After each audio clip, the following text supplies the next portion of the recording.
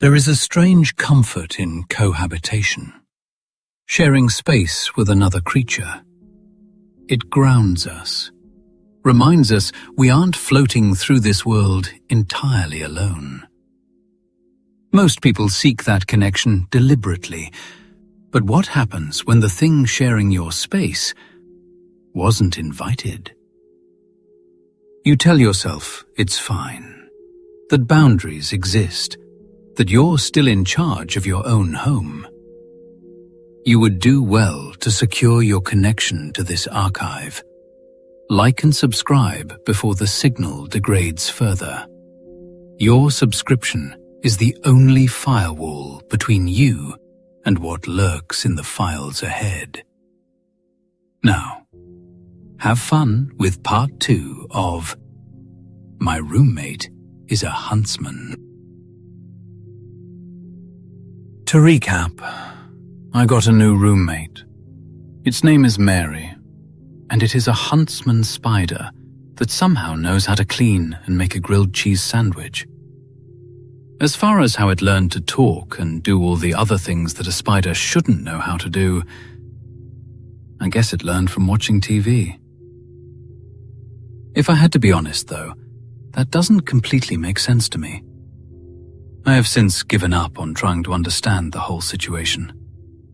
When I came home that Monday and saw that it wasn't dead after the maintenance crew sprayed my apartment, I had to accept the fact that this was going to be my life for the foreseeable future. As long as it didn't disrupt my personal life and kept its end of the bargain that we agreed on, there was going to be no problem. Or so I thought. Mary did not sleep in my room. I wouldn't have allowed it if it insisted. Instead, it slept in a crawl space that was accessible in the laundry room. That was fine with me. I half expected that it would want to sleep in the same bed as me. Boy, I was glad that was not the case at all. Mary kept to itself most times and just did the chores around the apartment. I would come back from work and it would already be making me food, and a drink would be ready for me on the counter. Sometimes it was juice, and on Fridays it would be a chilled beer. I didn't think about where it was getting all these items. I just went along with it. I realized after a time that I made less trips to the market.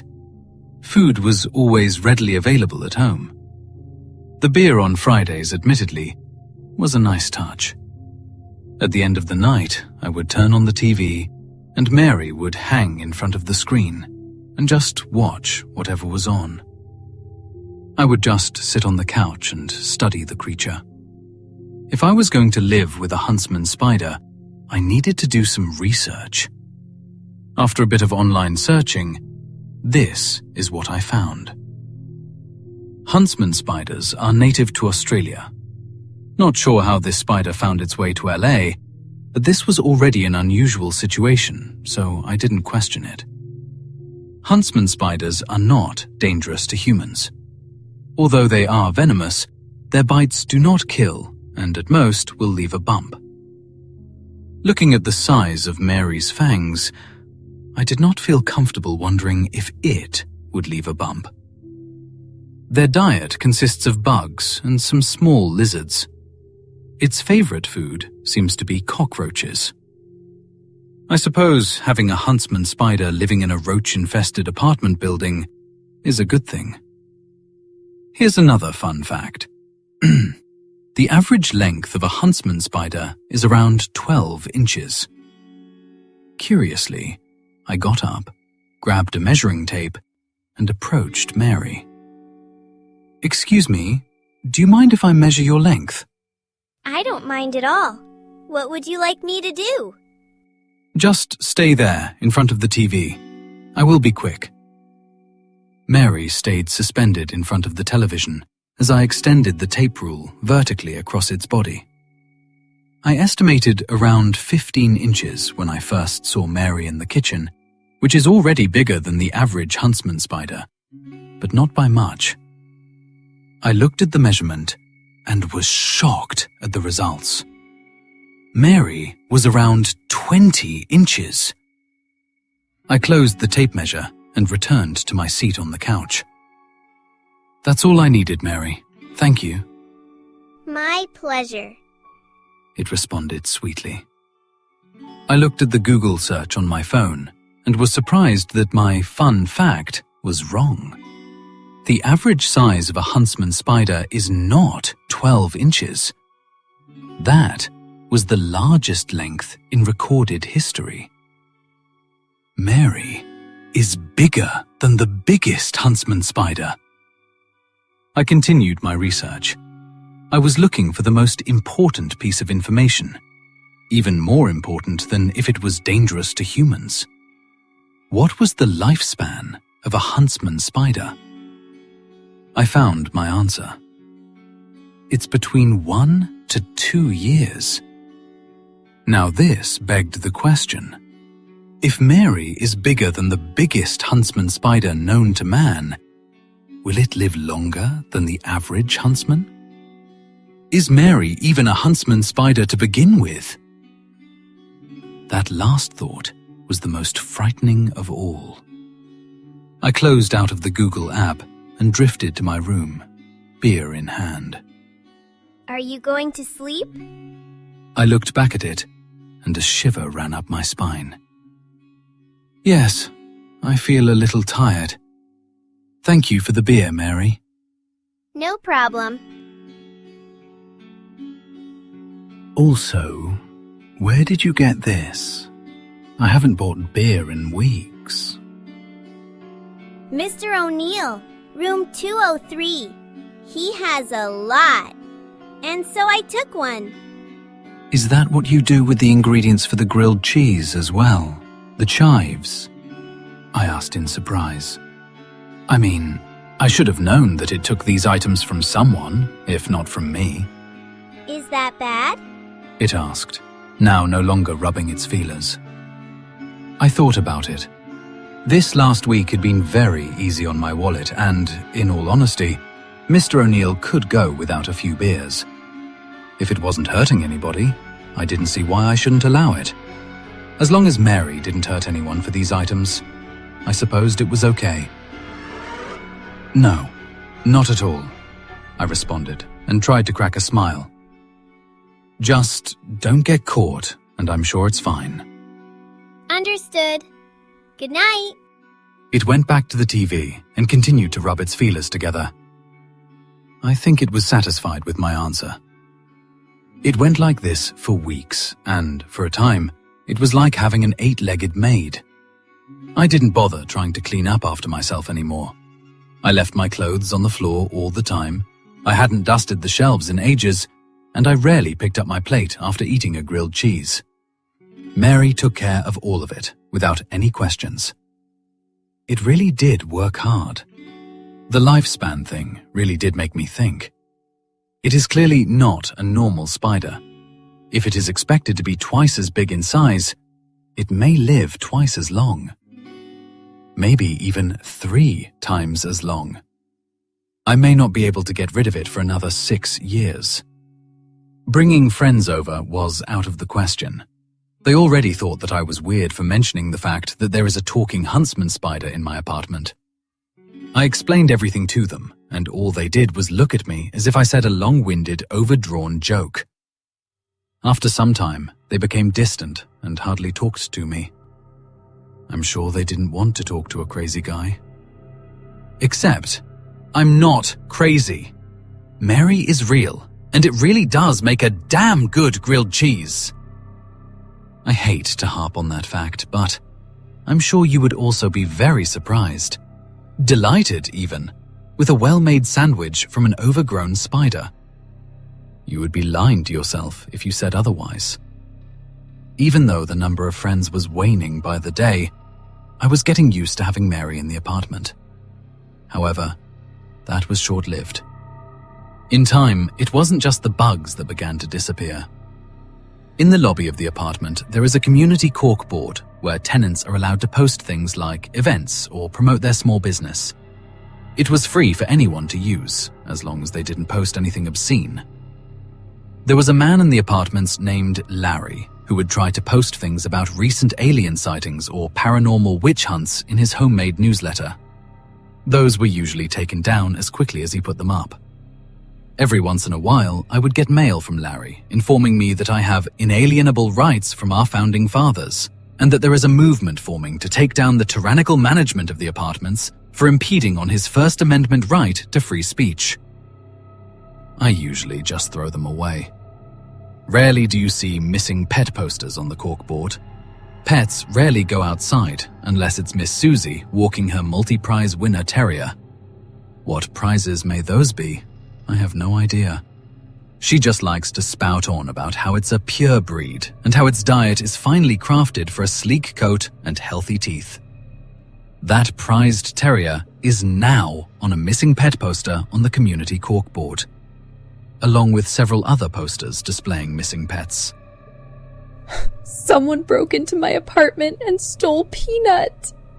I will assure you, Susie, we will do our best to get down to the bottom of it. Did you notice anything else? Was the lock broken or the window smashed? I locked my door. No windows were smashed.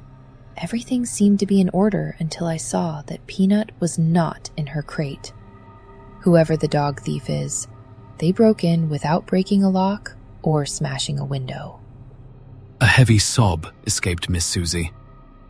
I felt genuinely bad for her. I couldn't imagine Mary being the culprit. All she ate was bugs. Then again, the possibility is there. I would have to ask about the terrier. Miss Susie looked over at me in the lobby. I was in the middle of throwing away this week's issue of Larry's newsletter. Jules, did you see anything? You live down the hallway from me. Please, tell me you caught a glimpse of what happened. Miss Susie begged for answers that I couldn't give. This was awkward. I'm sorry, I don't understand what's happening, I responded regretfully. I was just out at the supermarket to grab some groceries just now. I ran out of chives again, and I needed to restock on some cheese. When I came back, the apartment was clean, and my sweet Peanut was out of his crate, nowhere to be seen. Someone stole my sweet puppy from right under our nose, and no one has seen a damn thing. Miss Susie swung around to Barb and pointed a finger in her direction.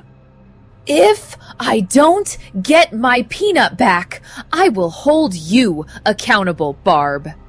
I didn't steal your fucking dog, Susie.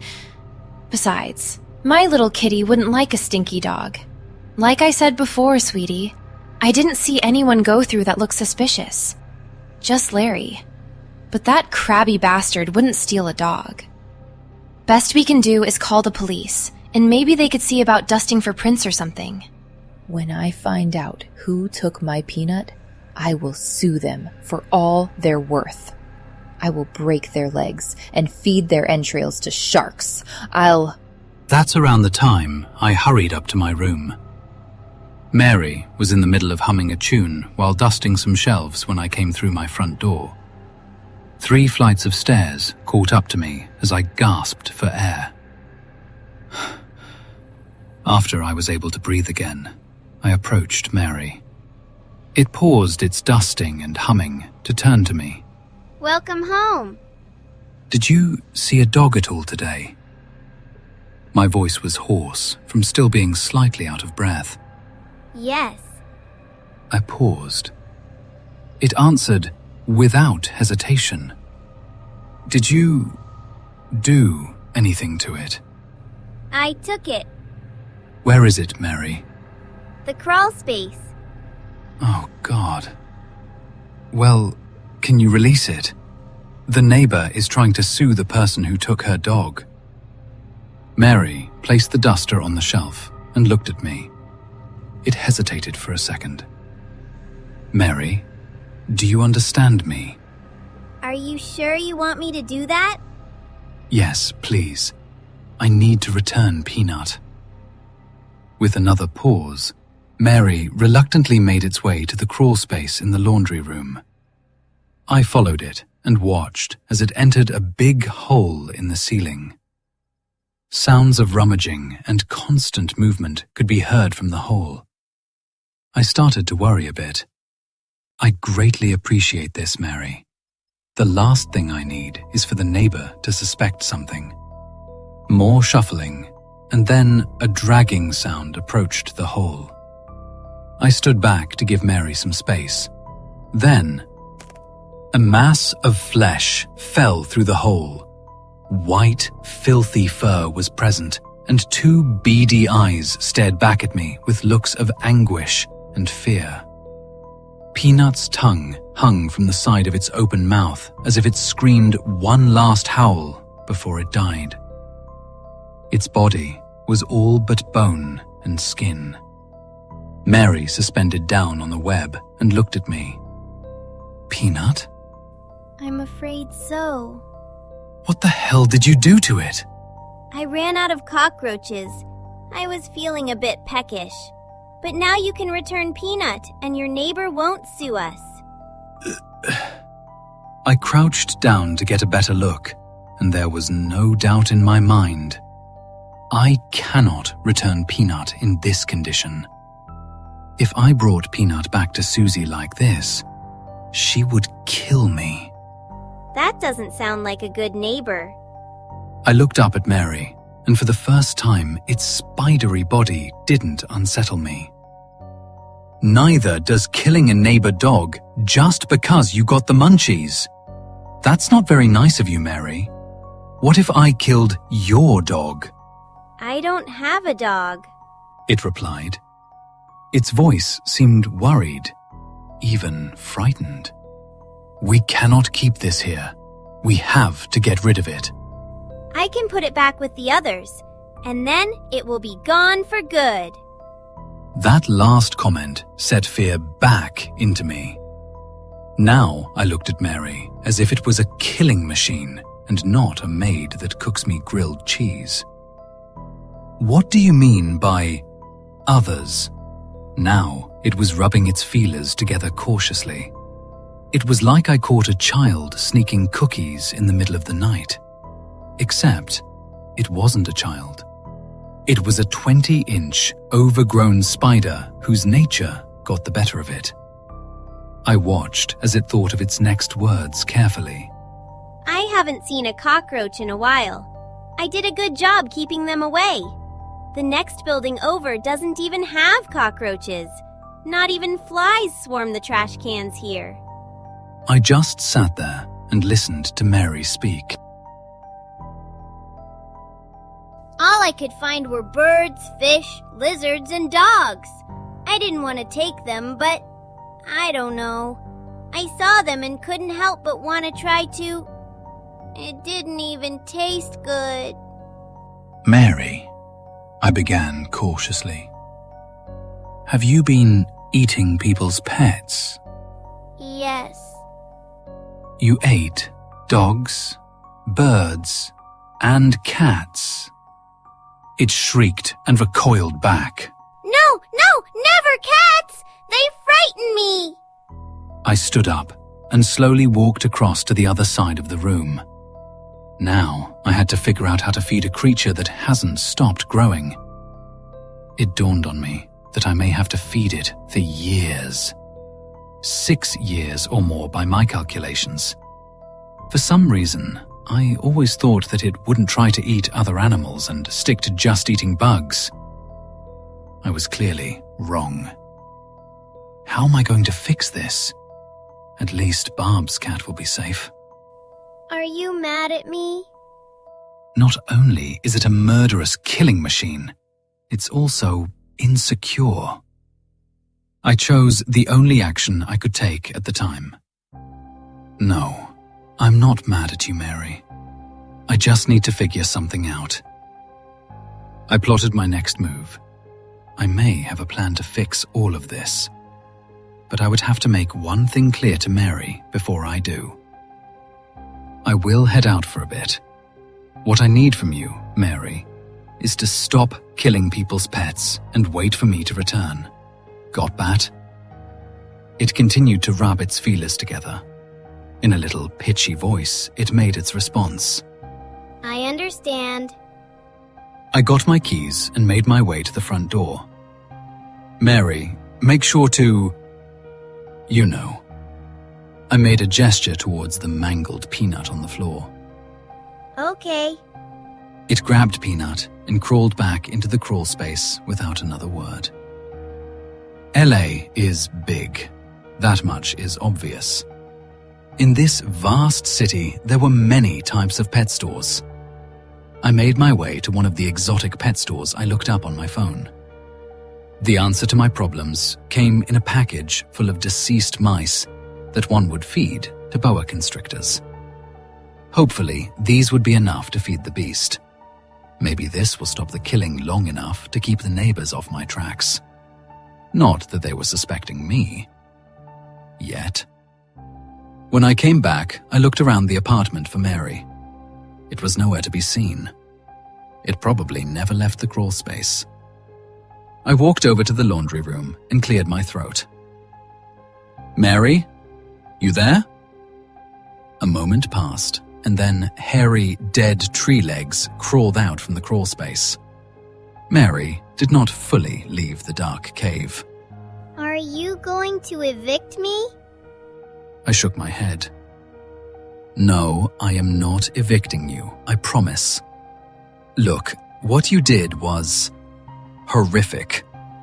But that, I think, was just a mistake on your part. You were hungry and had to eat, and all of that is completely understandable. Mary looked at me, feelers touching nervously. I just wish you had come to me about the food situation instead of, you know. I didn't want to be a bother. It responded in her tiny, pitchy voice. I understand that, but we are roommates, Mary. When you have a roommate, you have to communicate. If you needed food, I could just go out to get some for you. Mary inched closer out of the crawl space, now more erect and alert than before. You would do that for me? Uh-huh. I raised the bag of dead mice. What is that? Mary said, with wonderment in its eyes. I'll show you in the kitchen. I walked to the microwave and 8-legged tapping followed behind. I opened the bag and placed a couple of frozen mice on a plate. Mary jumped onto the counter and watched me curiously. The sudden jump startled me. Mary's speed was dizzying at times. It rubbed its feelers in anticipation as I closed the microwave and punched the time in. The mice thawed and steamed over. The room gained a pungent aroma that I could not quite describe. I guess it just smelled like cooked mice. I grabbed the plate and placed it in front of Mary. There, try that out and tell me what you think. Mary took no time at all to dig in. It wasn't until then that I realized that I have never seen a spider feast. Fangs uncurled from under its face and jabbed into the mice like knives. Savage instinct took over as Mary began to ravage the dead bodies. Legs twitched and its entire body engaged in the process of devouring the food. Sucking noises could be heard from Mary as it took delight in its feast. Sweat broke out on my forehead and the back of my neck. I collapsed in the nearby chair and watched in horror as Mary ate. In the back of my mind, I thought about being on the other end of those fangs. I thought about Peanut. This was how it devoured Peanut. Mary finished the mice and left 2 deflated bodies on the plate. Oh my, that was delightful. Mary turned its body towards me and stared me down. I sat up and held in a scream. That really hit the spot. Thank you so much for buying me dinner. I swallowed saliva and tried my best to not show absolute fear. You're welcome, Mary. I licked my lips. It's kinda like a hot pocket, huh? I am not sure what that is, but I suppose it is. It produced a noise that sounded like a chuckle. My night was done for sure. All I wanted to do was go to my room and close the door. I didn't want to see Mary for the rest of the night. Watching it eat took it out of me. I think I will go to my room now. I stood up and made my way to my room. I made sure to deposit the other frozen mice into the freezer. Mary, if you need anything else from me, just let me know, okay? I will. I promise to communicate. As I made my way across the room, I stopped in my tracks and looked back at Mary. It was still looking in my direction. You wouldn't eat a human, would you? I don't think so. It tilted its head, confused. That answer did not make me feel better. I gave a nod and then continued to my room. The following days continued as normal.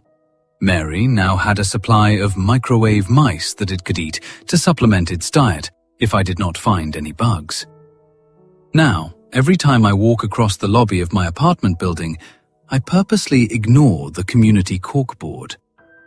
Seeing all those missing pets that met a gruesome fate by Mary's ravenous appetite only brought me guilt. My roommate was at fault for all these missing pets, and I was not quick enough to prevent it. Though I fixed that issue, a new one arose. After some time, I measured Mary again to find that it had grown to around 35 inches. Its body filled up a noticeable amount of space in the apartment. I knew that it was going to get bigger. That was expected. What was not expected was its newfound obsession. Me. Every day since I gave Mary the mice, I noticed its gaze. It's always looking at me. In my peripheral vision, I would see it turn towards me and just stare. When I looked in its direction, Mary quickly went back to its task as if nothing had happened. I would avert my eyes away, and then it went right back to looking at me. Mary never said anything, just silently stared. It cooked the grilled cheese as normal, but would add little details to the plate, like a ketchup spear in the shape of a smile or a heart. I thought it unusual, but did not think it was anything to be concerned about. One night, I woke up to something on my bed laying on top of me. It felt like a weight was pressed against my body, and for a second, I couldn't move. I stirred awake, and in that moment, the weight was removed, and a sound of skittering legs rushed out of the room. I looked up and saw that my door was swung open. I thought that I dreamt the whole thing, but I know now that I did not. Mary was on my bed. Mary was on top of me. And there he lies, trapped in a leash he can't break with a creature that won't stop growing, that won't stop watching, that won't stop wanting. The worst monsters aren't the ones that hide in the dark. They're the ones that learn your schedule. Remember your favorites. Wait patiently beside your bed while you sleep. Would you have let Mary stay after the first grilled cheese? Or would you have burned the apartment down with everything inside it? Thank you for maintaining access to today's file. Click the next recording on your screen to continue the investigation. Keep your history clear.